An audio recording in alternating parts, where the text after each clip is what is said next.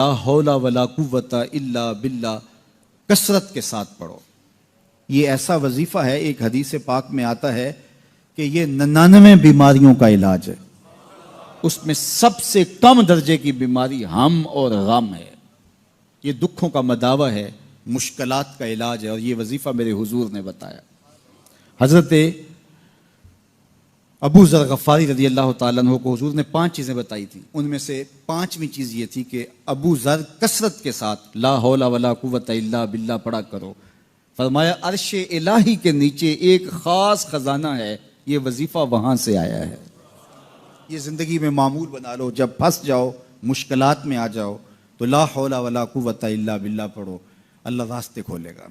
तो हुजूर ने 3 चीज़ें फरमाई, अल्लाह से डरो, सब्र करो और कसरत के साथ ला हौला वला कुव्वता इल्ला बिल्ला पढ़ो।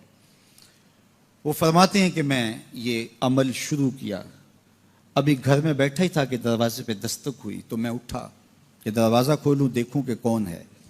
तो दरवाज़ा खोला, देखा मेरा बेटा खड़ा है और उसके पीछे 100 ऊँट खड़े हैं। तो मैंने कहा कि तुम और ये ऊँट? कहा मुझे मौका लग गया, मैं उनकी कैद से भाग आया और आते आते उनके 100 ऊँट भी हाँक लाया हूँ।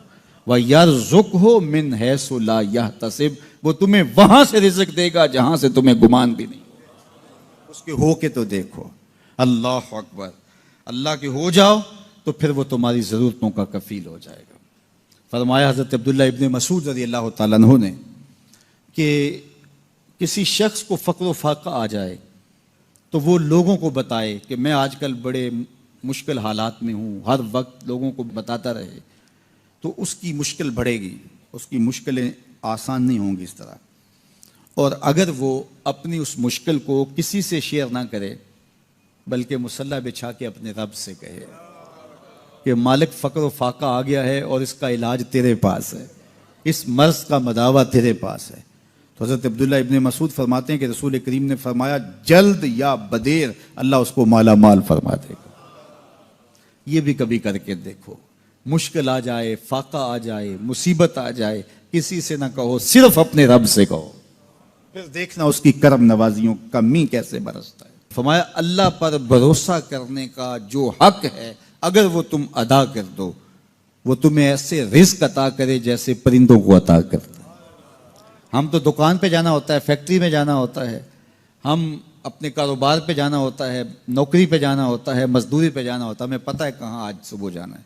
लेकिन परिंदों को कोई पता नहीं होता कहाँ जाना है, रासुल माल भी नहीं होता, लेकिन सुबह निकलते हैं, शाम को कभी भी खाली पेट नहीं आए। बन तवक्कुल पंछी उड़ दे, खर्च ना पल्ले ज़ेरा हो।